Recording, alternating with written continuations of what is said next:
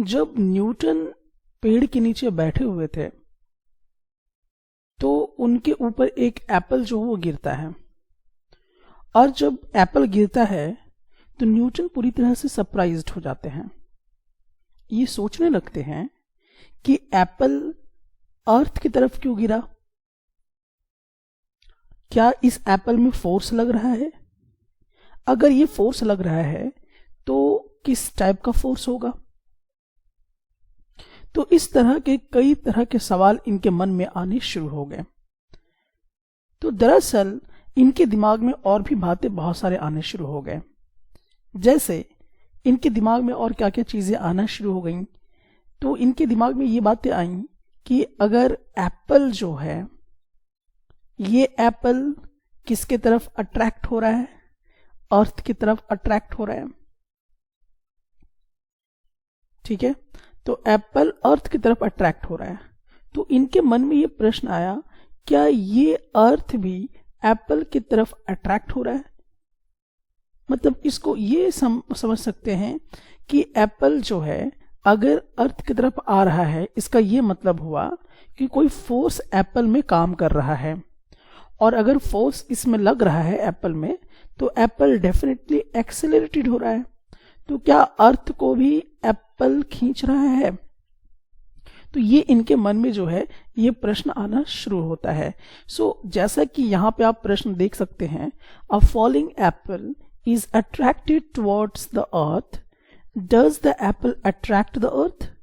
If so, अगर ऐसा हो रहा है कि अगर एप्पल को खींच रहा है, एप्पल पे फोर्स कौन लगा रहा है? अर्थ।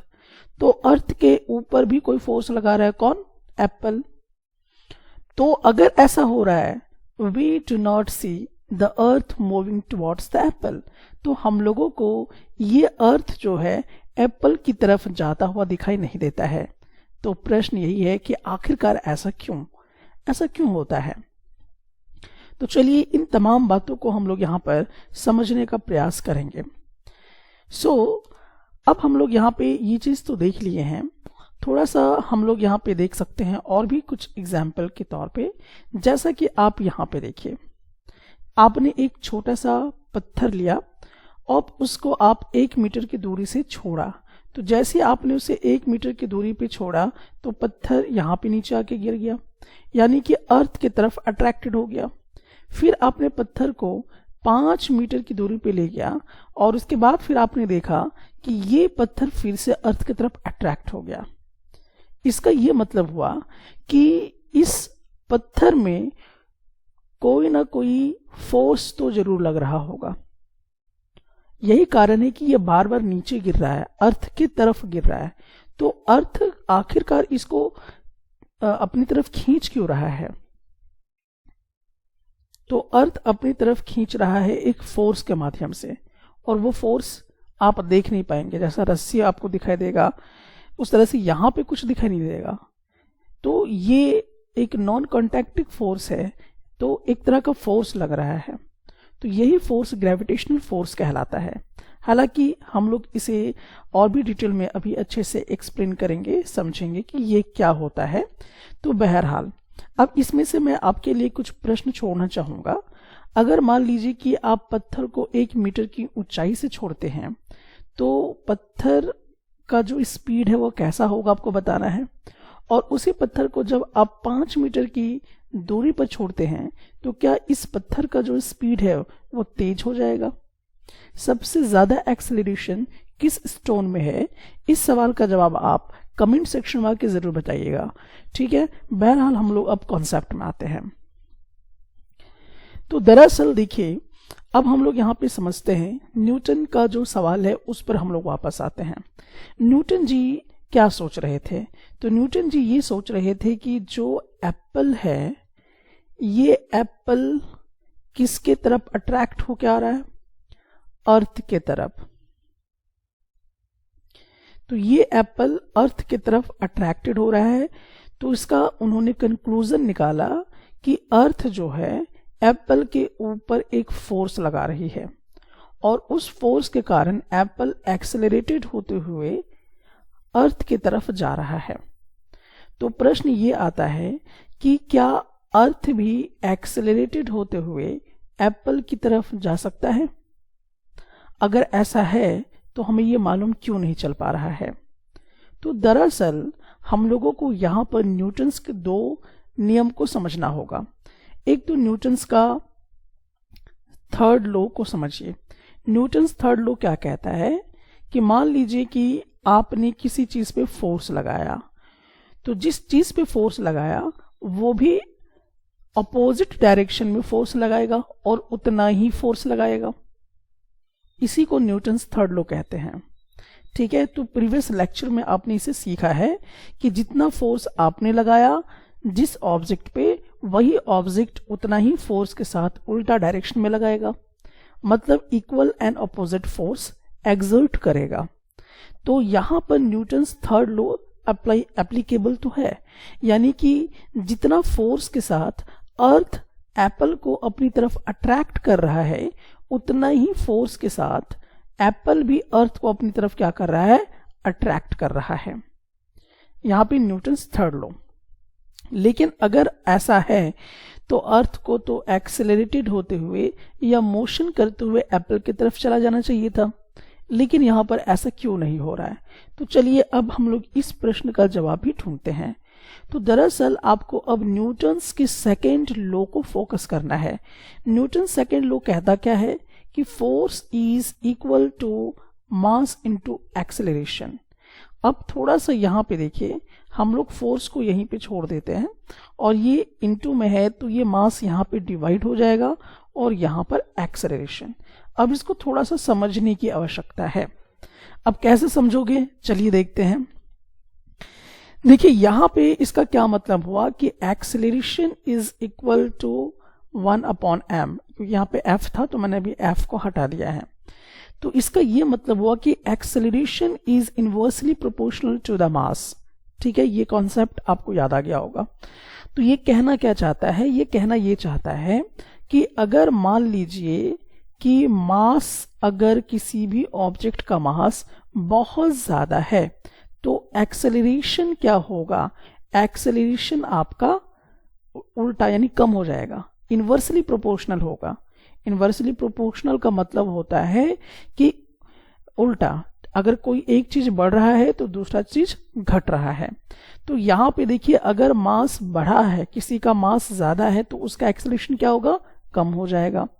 और अगर किसी का मास मान लीजिए कि घट रहा है, ठीक है, किसी का मास कम है, तो एक्सेलरेशन क्या होगा, उल्टा कर दो इसका, बढ़ रहा है। अब इसी कॉन्सेप्ट को यहां पर इस वाले केस में समझा जा सकता है। तो जैसा कि हम सभी जान रहे हैं कि जो आपका एप्पल है, जो एप्पल है, इसका मास मान लीजिए बहुत ही कम है।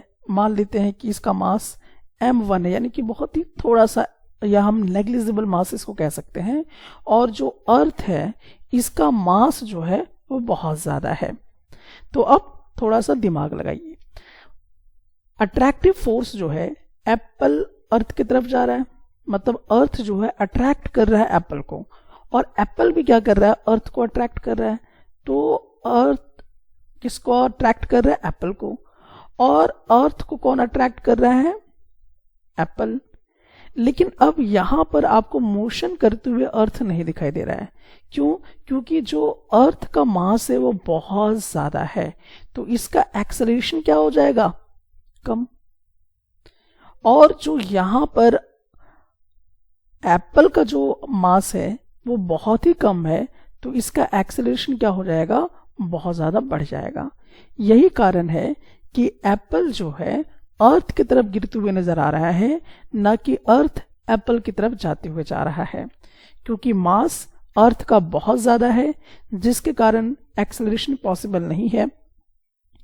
और जो एप्पल है उसका जो मास है अर्थ के कंपैरिजन में वो बहुत ही नेग्लिजिबल है, बहुत ही थोड़ा है, इसीलिए इसका जो एक्सेलरेशन है टुवर्ड्स द अर्थ आपको दिखाई दे रहा है।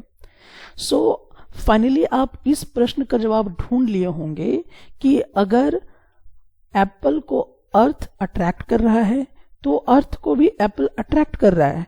यहाँ पे न्यूटन्स का थर्ड लॉ अप्लाई आपको करते हुए नजर आ रहा है। लेकिन न्यूटन्स का सेकेंड लॉ जब आप लगाते हो तो अर्थ एप्पल की तरफ जाते हुए आपको नहीं दिखाई देगा क्योंकि मास बहुत ज्यादा है अर्थ का, और इस कारण से वो आपको एक्सेलरेटेड होते हुए नहीं दिखाई देगा।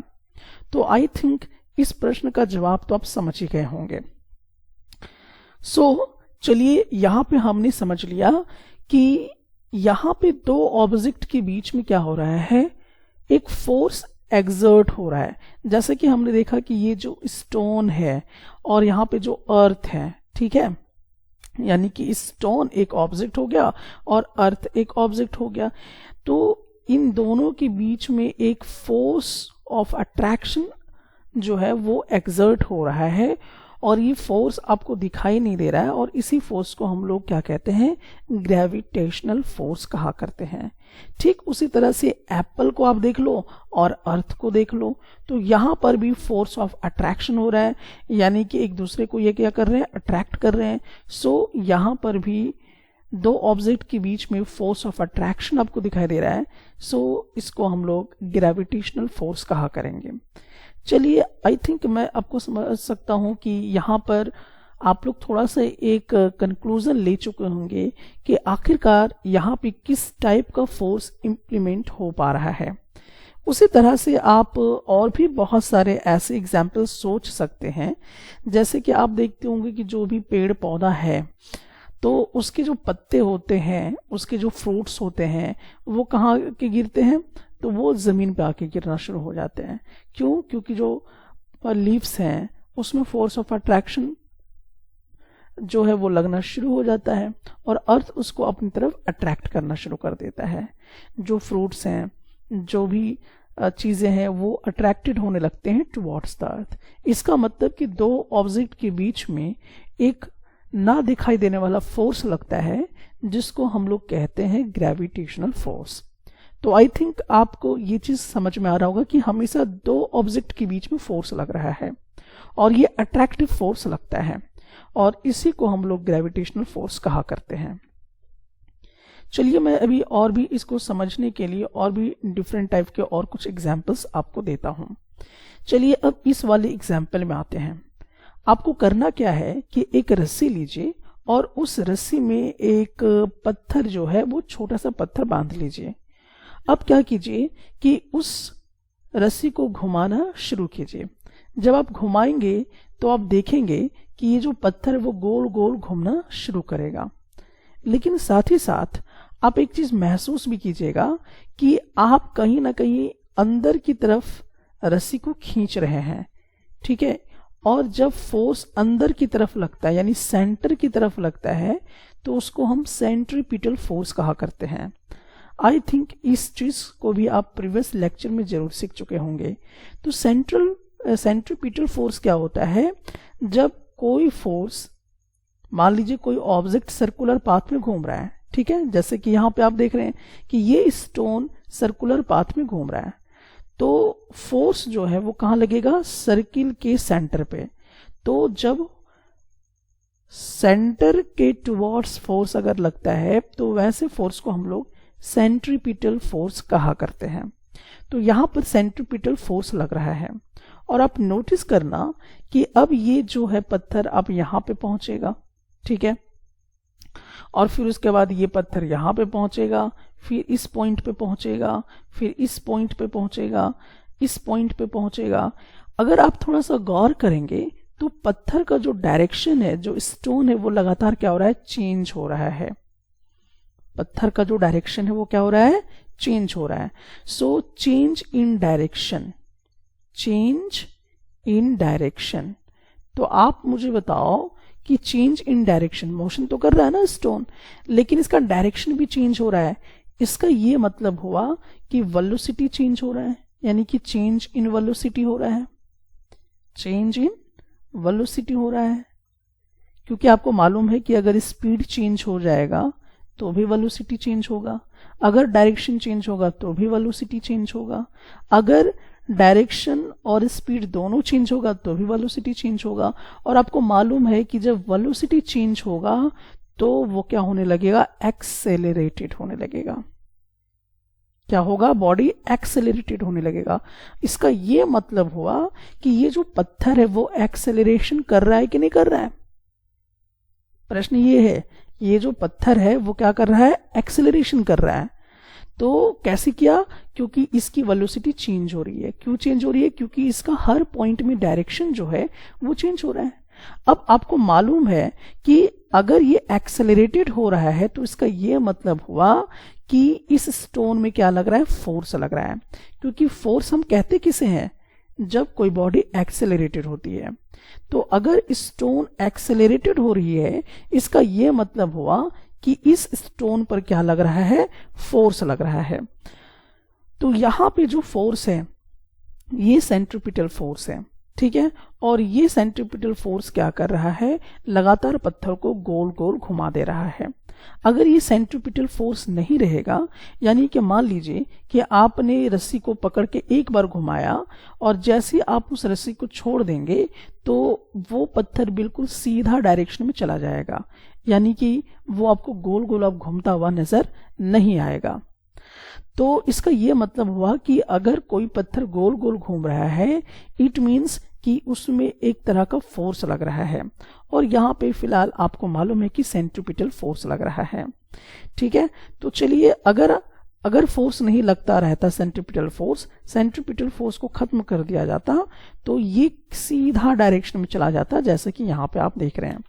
और इसको हम कहते हैं टेंजेंट, ठीक है। तो ये अभी आप पढ़ोगे इसको मैथमेटिक्स में भी, लेकिन टेंजेंट क्या होता है थोड़ा सा मैं यहाँ पे ब्रीफ करना चाहूंगा। जैसे कि मान लीजिए कि ये जो पॉइंट है सर्किल का, सबसे ये जो सर्कमफ्रेंस पे जो पॉइंट है, उससे जो ये वाला, ये जो आप देख रहे हैं ना, ये टच करते हुए जो बाहर निकला है, इसी को हम क्या कहते हैं, टेंजेंट कहा करते हैं। क्या बोलेंगे, टेंजेंट बोला करेंगे। तो अगर आप रस्सी को छोड़ देंगे गोल गोल घुमाना, तो रस्सी सीधा इस डायरेक्शन में चला जाएगा, यानी कि टेंजेंट टू द सर्किल। उसी तरह से इस पॉइंट में देखिए, यहाँ पे एक टेंजेंट बन जाएगा, यहाँ पे इस पॉइंट से देखिए इधर भी टेंजेंट बन जाएगा, ठीक है। तो जो सर्किल के सर्कमफ्रेंस, जैसे कि यहाँ से, यहाँ पे सर्किल का मैंने इस वाले हिस्से में, तो इस पॉइंट से टच करते हुए यहाँ पे निकल गया ये स्ट्रेट लाइन, तो ये क्या हो गया, टेंजेंट हो गया। उसी प्रकार से मान लीजिए कि ये जो पॉइंट है यहाँ से टच करते हुए ऐसे निकल गया, तो ये भी क्या हो गया, टेंजेंट हो गया। इन द सेम वे यहाँ से क्या हो जाएगा, this is the tangent also, ठीक है। तो टेंजेंट है क्या, तो टेंजेंट है क्या ये आप समझ चुके होंगे कि a straight line that meets the circle at one and only one point is called a tangent to the circle, ठीक है। तो सर्किल के किसी एक पॉइंट पे अगर टच करता है तो उसी को हम क्या कहते हैं, टेंजेंट कहते हैं। तो आई थिंक आपको ये समझ में आ गया होगा, लेकिन चलिए, हो सकता है कि आपको समझ में ना आए। अब मान लीजिए कि ये वाला टेंजेंट है कि नहीं है, तो जवाब क्या होगा, नहीं है। क्यों नहीं है, क्योंकि देखिए ये एक पॉइंट पर टच नहीं कर रहा है, एक तो यहाँ पे सर्कमफ्रेंस के पॉइंट पर टच किया और दूसरा यहाँ पर, यानी कि इंटरसेक्ट कर गया, तो ये आपका टेंजेंट नहीं हुआ, ठीक है। उसी प्रकार से और भी चीजें अगर हम लोग देख लें, जैसे कि यहां से यहां जो है, क्या ये टेंजेंट कहलाएगा, तो आपका जवाब क्या होना चाहिए, नहीं कहलाएगा। क्यों, क्योंकि ये सर्किल के किसी ऊपरी वाले हिस्से पे, यानी कि सर्कमफ्रेंस पे किसी एक पॉइंट पे टच होना चाहिए था। ये तो पूरा का पूरा डायमीटर ही हो गया, यानी सर्किल के अंदर सेंटर से होके जा रहा है, तो ये डायमीटर के केसेस में आ जाएगा, ठीक है। तो यहाँ पर मैं अभी फिलहाल आपको मैथमेटिक्स नहीं समझा रहा हूँ, लेकिन फिजिक्स में इस कॉन्सेप्ट्स को यूज किए जाते हैं, इसीलिए अभी मैं आपको बता रहा हूँ। तो चलिए, इसको आप सिर्फ नॉलेज के लिए रखिएगा, बाकी हम लोग कंटिन्यू करते हैं अपने कॉन्सेप्ट को। सो हम लोग इन तमाम बातों पे आ रहे हैं। सो न्यूटन जो थे, अब उनके दिमाग में अब ये सब बातें आने शुरू हो गए। अब डेफिनेटली देखिए यहाँ पे क्या है, न्यूटन के दिमाग में ये चीज आने लगा कि अगर एप्पल अर्थ की तरफ अट्रैक्टेड हो रहा है, यानी अर्थ जो है एप्पल पे फोर्स लगा रहा है, तो इसका ये मतलब हुआ कि मून पर भी फोर्स लगा रहा होगा अर्थ क्या कर रहा है, मून पर भी फोर्स लगा रहा होगा। और यही कारण है कि मून जो है हमारे अर्थ के चारों तरफ घूमता रहता है। तो अब ये चारों तरफ घूमता रहता है, तो डेफिनेटली आप देख रहे हैं कि हर पॉइंट पे क्या होगा, इसका डायरेक्शन चेंज होगा। इट मीन्स कि जो मून है वो क्या हो रहा है, एक्सेलरेटेड हो रहा है। तो मून जब एक्सेलरेटेड हो रहा है, इट मीन्स कि मून पे क्या लग रहा है, फोर्स लग रहा है। तो यहां पर भी दो ऑब्जेक्ट आपको दिखाई दिया, एक तो मून और दूसरा अर्थ। तो यहां पर मून है और अर्थ है और दोनों के बीच में फोर्स ऑफ अट्रैक्शन जो है वो लग रहा है। इट मीन्स कि यहां पर कौन सा फोर्स काम कर रहा है? ग्रेविटेशनल फोर्स काम कर रहा है। कौन सा फोर्स काम कर रहा है? ग्रेविटेशनल फोर्स काम कर रहा है। अब यही चीज यहां पर भी इंप्लीमेंट किया जा सकता है कि अगर अर्थ जो है वो किसको अपनी तरफ अट्रैक्ट कर रहा है, तो अर्थ जो है मून को अपनी तरफ अट्रैक्ट कर रहा है। तो क्या मून जो है वो अर्थ को अपनी तरफ अट्रैक्ट कर रहा होगा? आपको क्या लगता है? तो ये न्यूटन्स के दिमाग में ये तमाम बातें जो हैं वो चल रहे थे। तो जवाब है हाँ, ऐसा होता है। ठीक है, तो वही कॉन्सेप्ट आपको लगाने हैं जो आपने एप्पल और अर्थ के बीच में लगाया था। यानी कि न्यूटन्स का थर्ड लॉ अगर आप लगाते हैं तो आपको मालूम है, क्या मालूम है? कि जितना फोर्स अर्थ मून के ऊपर लगा रहा है, जितना फोर्स अर्थ मून के ऊपर लगा रहा है, उतना ही फोर्स के साथ मून भी क्या कर रहा है? अर्थ को अपनी तरफ अट्रैक्ट कर रहा है। लेकिन ये फोर्स इक्वल है एंड ऑपोजिट डायरेक्शन में है। बट अब सवाल ये है कि अर्थ के चारों तरफ मून घूम रहा है, बट अर्थ जो है मून के चारों तरफ नहीं घूम रहा है। ठीक है, अट्रैक्ट नहीं कर पा रहा है। तो यहां पे न्यूटन्स का सेकेंड लॉ जो है वो काम करना शुरू करता है।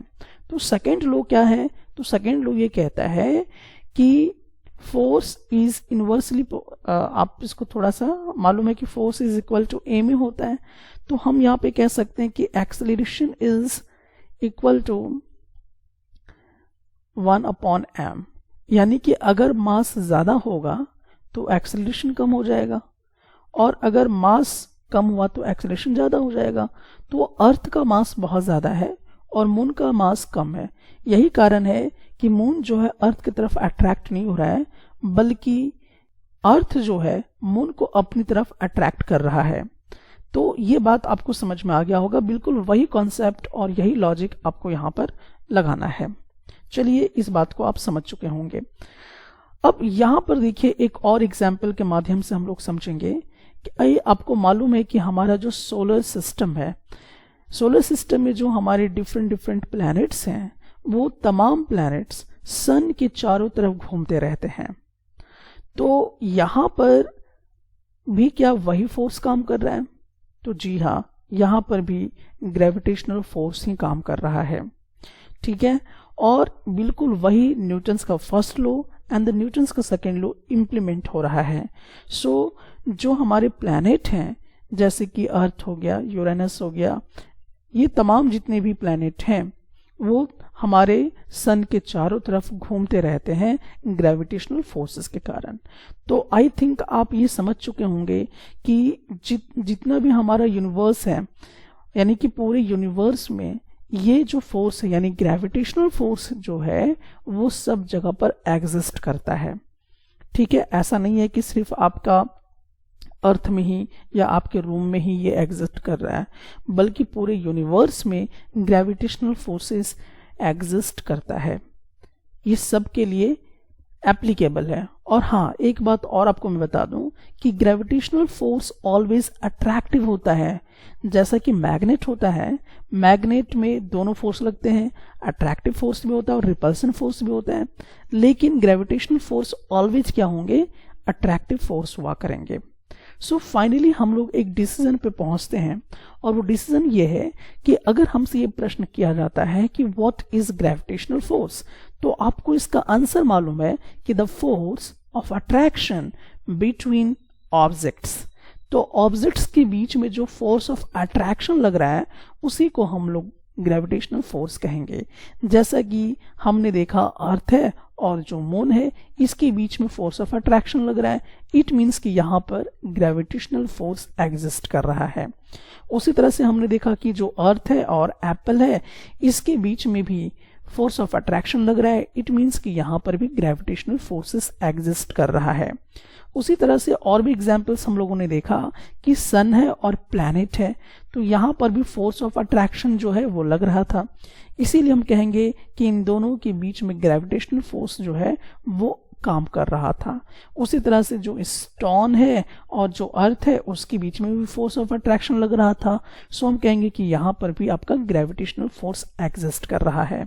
सो बहरहाल इन तमाम चीज़ों से आप समझ चुके होंगे कि आखिरकार ग्रेविटेशनल फोर्सेस क्या होते हैं, और इसके लिए मैंने आपको बहुत सारे एग्जाम्पल्स भी देने का प्रयास किया। सो आपने समझा है या नहीं समझा है वो कमेंट सेक्शन में आके ज़रूर बताइएगा, मैं इसे और भी इजी करने का प्रयास करूंगा। साथ ही साथ आपको अगर ये अच्छा लगा हो, आपने इसे समझा है, कुछ भी आपके लाइफ में अगर वैल्यू रखता है, तो प्लीज़ आप इसे सब्सक्राइब ज़रूर करें, शेयर भी कीजिए और कमेंट भी कीजिए। शेयर करने से आप उन बच्चों की हेल्प कर पाएंगे जिनके पास ज़्यादा पैसा नहीं है किसी कोचिंग में देने के लिए, तो वो फ्री ऑफ कॉस्ट में इसे पढ़ सकते हैं, देख सकते हैं। सो इसमें बनाने में बहुत मेहनत होती है, सो प्लीज़ शेयर ज़रूर कीजिएगा।